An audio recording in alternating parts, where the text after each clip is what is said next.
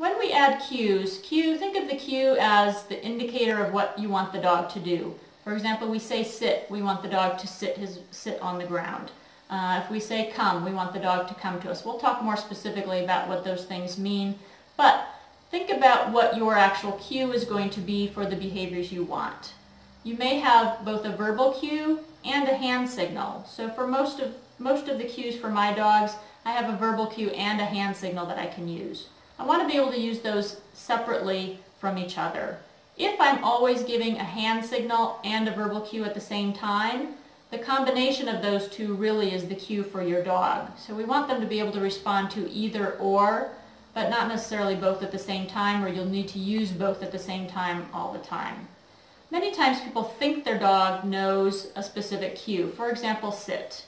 Many people think their dogs know the word sit and what that means.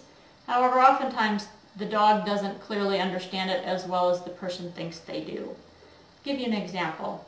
When people say sit, for the most part, dogs are taught to do behaviors directly in front of the person. So if I have someone stand facing the wall and the dog can't get in front of them, when they say sit, oftentimes the dog will give them a blank stare as if they don't know what they're talking about.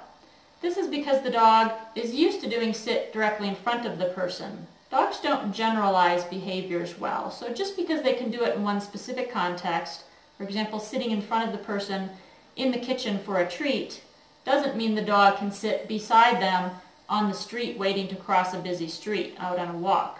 So we need to practice in lots of different locations, lots of different situations, lots of different contexts before the dog can generalize that behavior to be able to do it anywhere, everywhere. For a lot of dogs, sit doesn't mean sit wherever you are, it means come and sit in front of the person, because that's where they've always been rewarded for it. So think about ultimately what your expectation is for these cues and what you really want your dog to respond to. Also think about teaching a hand signal to go along with verbal cues for your cues such as sit, down, come, stay. If you are going to add a new cue, so let's say your dog does understand the verbal cue sit fairly well in certain circumstances, but hasn't yet been introduced to a hand signal.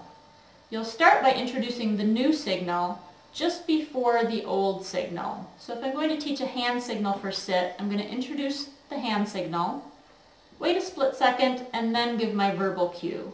I don't want to do it at the same time, because if I'm giving my new hand signal as I'm saying my verbal cue, my dog is going to respond just to the verbal cue that they already know. The other piece is irrelevant to them. They don't need that information.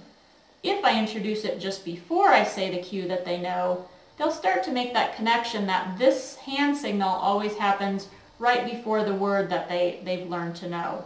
So they will start to respond to it when the hand signal happens rather than waiting for the verbal cue. They've now paired those and do understand that the hand signal and the verbal cue actually mean the same thing now.